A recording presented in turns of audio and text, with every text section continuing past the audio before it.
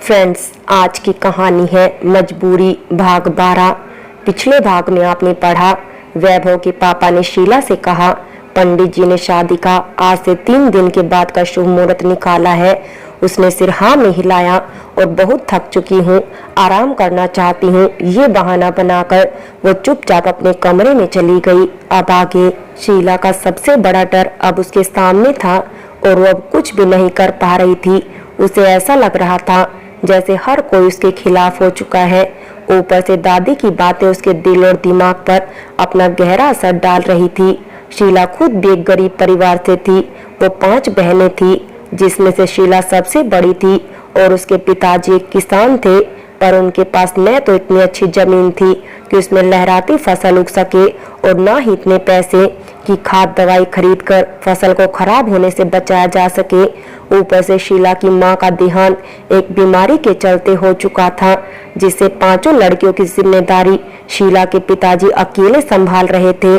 उसी बीच गांव के मुखिया ने शीला की शादी का सुझाव राम प्रसाद से करने का दिया और शीला के पिता ने भी वक्त से पहले ही शीला के हाथ पीले कर दिए थे। उसने गरीबी की मार झेली थी। उनके घर पर कभी कभी एक वक्त का खाना भी नसीब नहीं होता था उसे। शीला पढ़ना चाहती थी, पर पैसे न होने की वजह से उसके पिताजी ने उसका ब्याह करवा दिया और गृहस्थी के जाल में उसे डाल दिया।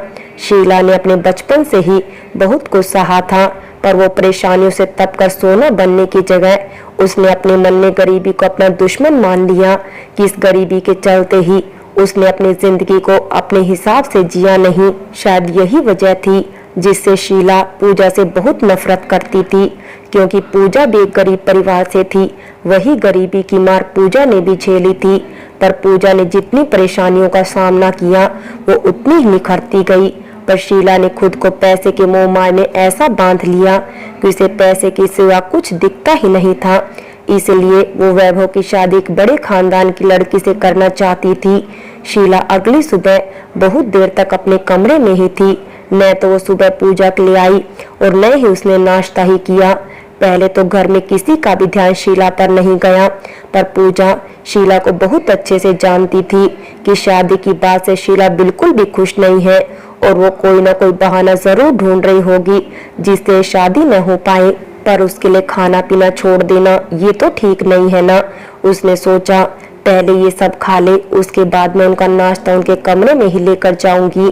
कुछ देर के बाद सब नाश्ता करके अपने अपने काम में लग गए। अब शादी वाला घर भी था तो सबके पास बहुत सारे काम थे।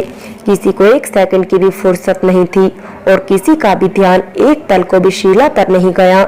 जब सब अपने काम में लग गए तब पूजा शीला का नाश्ता लेकर उसके कमरे के बाहर खड़ी हो गई और उसने जोर से दरवाजे पर दस्तक दी।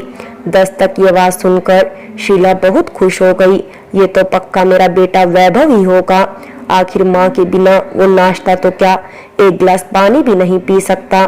पर अगले ही पल उसे पायल की आवाज सुनाई पड़ी। उसने कहा, पायल की आवाज? लगता है छोटी है, आखिर वो भी अपनी माँ के बिना कैसे खा सकती है। पर वो क्यों दरवाजे पर दस्तक देगी? वो तो सीधा भी मेरे कमरे में आ सकती है, पर हो सकता है मुझे डिस्टर्ब ना हो, इसीलिए वो आने से पहले अपनी आहट से मुझे जगा रही है। शीला ने तो अपने बच्चों के बारे में सोचकर बड़ी खुशी से पूजा को अंदर आ जाओ बेटा कहकर बुलाया। पूजा समझ गई थी शीला को कोई गलतफहमी हो गई है, पर कोई बात नहीं, मुझे उनके पास तो जाना ही चाहिए। जैसे ही पूजा नाश्ते की ट्रे के साथ अंदर आई तो शीला एकदम से चौंक गई और वो पूजा के पीछे इधर उधर नजरें दौड़ाने लगी। तभी पूजा ने कहा, आप किसे ढूंढ रही है? यहाँ तो सिर्फ मैं ही हूँ।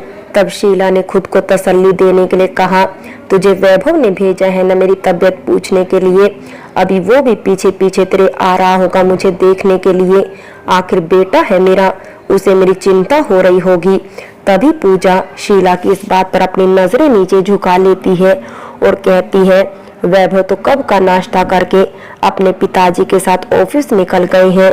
शीला जैसे ही सुनती है कि उसका बेटा और उसका पति बिना शीला का ख्याल किए अपने काम के लिए चले गए हैं तो उसे बहुत बड़ा झटका लगता है और उसकी आंखों के किनारों से आंसू की एक लड़ी लुढ़क जाती है।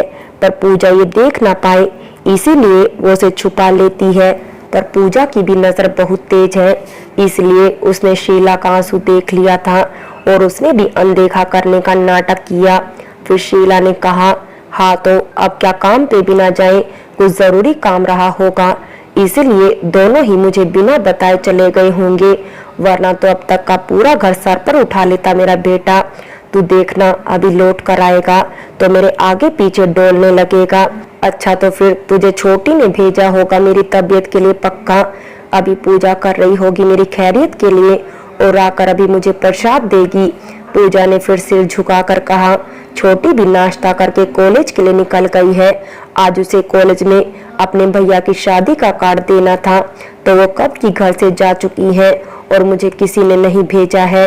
मैं आपके पास अपनी मर्जी से आई हूँ, क्योंकि मुझे पता है आप भले ही नीचे नहीं आई हम सब के साथ में, पर आप यहाँ ऊपर बैठकर किसी न किसी के आने का इंतजार कर रही थी।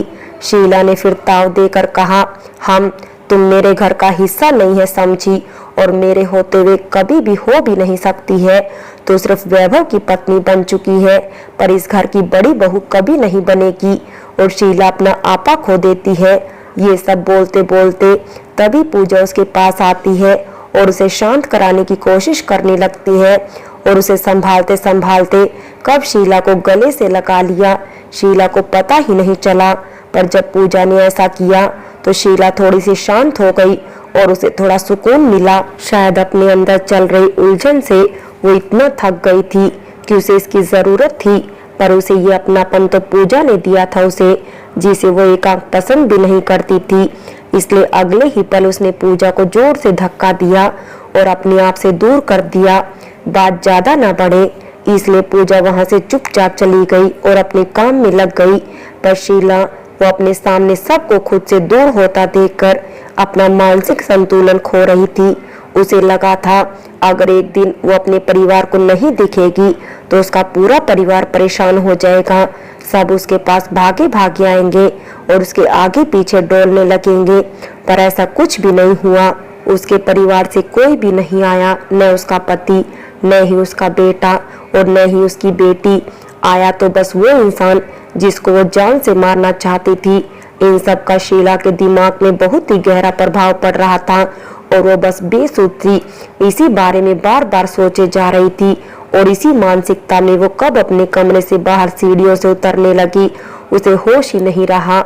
उसके दिमाग में बार बार यही चल रहा था और आंखों में आंसुओं की धारा, वो बस एकटक निहार रही थी, लेकिन उसका ध्यान नीचे की तरफ नहीं था। और तभी उसका पैर उसी की साड़ी में फंस गया और वो सीढ़ियों से लुढ़कती हुई नीचे जा गिरी और वो इतनी खोई हुई थी अपने ख्यालों में कि उसकी चीख तक नहीं निकली, जिससे कई घंटों तक वो वहीं बेहोश पड़ी रही। कुछ देर बाद जब शीला की आंखें खुली तो उसने खुद को हॉस्पिटल में और अपने सामने डॉक्टर को पाया और उसने अपने चारों तरफ नजर दौड़ाई। उसने धीरे से उठने की कोशिश की, तभी पास में खड़ी नर्स ने शीला को उठने में मदद की। शीला ने डॉक्टर से पूछा, मैं यहाँ कैसे, मेरा तो पैर फिसल गया था और मैं सीढ़ियों से गिर गई थी और मेरे सर पर चोट आई थी, फिर मुझे कुछ भी याद नहीं। तब डॉक्टर ने कहा, हाँ शीला जी, आप बहुत ही बुरी हालत में हमारे पास पहुंची थी और हमें तो बिल्कुल भी उम्मीद नहीं थी कि आप जिंदा बचेंगी भी या नहीं, क्योंकि आपके सिर से इतना ज्यादा खून बह चुका था कि आपको बचाना कुदरत का करिश्मा ही है। पर आप बहुत भाग्यशाली हैं कि समय पर आपको हॉस्पिटल और खून मिल गया, जिसकी वजह से आज आप हमारे सामने जिंदा हैं। शीला डॉक्टर के मुंह से ये सब सुनकर बहुत खुश होती है और वो मन में सोचती है, चलो मेरे बेटे को आखिर अपनी माँ की याद आ ही गई और बेचारा मेरे लिए कितना परेशान हुआ। तभी वो डॉक्टर से कहती है, डॉक्टर साहब आप मेरे बेटे को अंदर बुला दीजिए, मैं उसे मिलना चाहती हूँ।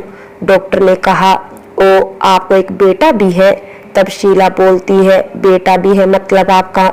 मेरा बेटा ही तो मुझे यहाँ लेकर आया है और मेरे एक नहीं दो बेटे हैं और मेरी तबीयत के बारे में सुनकर मेरा दूसरा बेटा भी जल्दी ही फ्लाइट पकड़ कर आता ही होगा। डॉक्टर ने कहा, अच्छा मतलब आपको एक नहीं दो बेटे हैं? पर माफ करिएगा शीला जी, आपका तो यहाँ एक भी बेटा मौजूद नहीं है और आपकी मांग में सिंदूर और गले में मंगलसूत्र देखकर मुझे ऐसा भी लगता है कि आपके पति भी हैं, पर आपके दोनों बेटों के साथ अभी तक वो मुझे नजर नहीं आए। शीला डॉक्टर की बात सुनकर सोच में पड़ जाती है। ये डॉक्टर क्या बात कर रहे हैं? अगर मेरे बेटे या मेरे पति मुझे यहाँ नहीं लेकर आए हैं तो क्या छोटी लाई है? तब शीला ने कहा, मेरी एक बेटी भी है। और इसके आगे शीला कुछ बोल पाती कि डॉक्टर ने उसे बीच में ही टोक दिया और कहा, हाँ शीला जी, अब आप सही बोल रही हैं। आपकी बेटी ही आपको अकेले यहाँ तक लाई है और आपके जो ये खून की भरपाई हुई है वो भी आपकी बेटी ने ही की है। एक तो बेचारी वैसे भी इतनी कमजोर, पर उसने खुद के स्वास्थ्य की चिंता किए बिना आपके लिए जितना खून जरूरी था उस बेचारी ने अकेले ही दिया।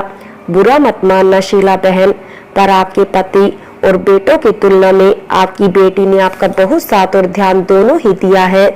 आपको तो अपनी बेटी पर गर्व होना चाहिए, बल्कि मैं तो भगवान से दुआ करूंगा कि भगवान हर किसी को आपकी जैसी बेटी जरूर दे। और फिर डॉक्टर वहां से चला जाता है। शीला मन ही मन छोटी के लिए खुश तो होती है, पर वो अपने लाडले बेटे वैभव के लिए बहुत दुखी होती है। उसे तो जैसे वैभव के लिए यकीन ही नहीं हो रहा था। आखिर वैभव ऐसा कैसे कर सकता है, वो भी अपनी माँ के लिए। फिर सोच में डूबी शीला से मिलने उसकी बेटी छोटी आती है। माँ माँ, ये सब कैसे हो गया? आप कैसे हैं? आप ठीक तो है ना माँ? छोटी के मुंह से ये सब सवाल सुनकर शीला के तो होश उड़ जाते हैं। ये सब क्या बोल रही है? पहले तो खुद मुझे हॉस्पिटल लाती है, खून देती है, और फिर ये सब। शीला उसे कुछ कहने ही वाली होती है, तभी वहां पर शीला का चेकअप करने के लिए डॉक्टर आ जाता है। छोटी को देखते ही डॉक्टर कहता है, क्या आप भी? शीला जी, आपने अपने दोनों बेटों के बारे में तो बताया, पर आपने अपनी दोनों बेटियों के बारे में तो नहीं बताया। शीला और छोटी दोनों ही आश्चर्य से डॉक्टर की तरफ देखने लगती है। तब छोटी शीला से कहती है, माँ, ये डॉक्टर क्या बोल रहे हैं? आपकी दूसरी बेटी? पहली तो मैं हूँ, तो दूसरी कौन है? तब डॉक्टर कहता है, अरे नहीं नहीं बेटा, आप होंगी दूसरी, क्योंकि इनकी पहली बेटी आपसे बड़ी है। शीला कहती है, नहीं डॉक्टर साहब, आपको कोई गलत फहमी हो गई है।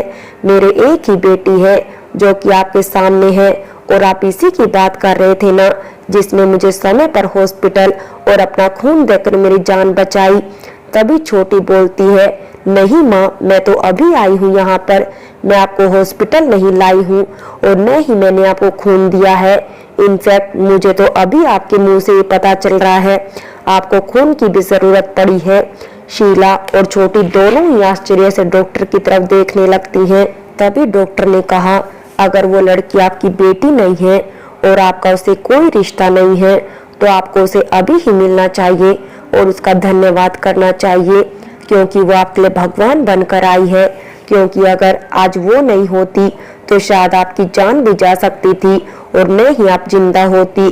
शीला ने कहा, डॉक्टर साहब, क्या आप उस लड़की को बुला सकते हैं जिसने अपनी जान की परवाह किए बिना मेरी जान को बचाया है? मैं उसके कदमों में गिरकर उसका धन्यवाद करना चाहती हूँ।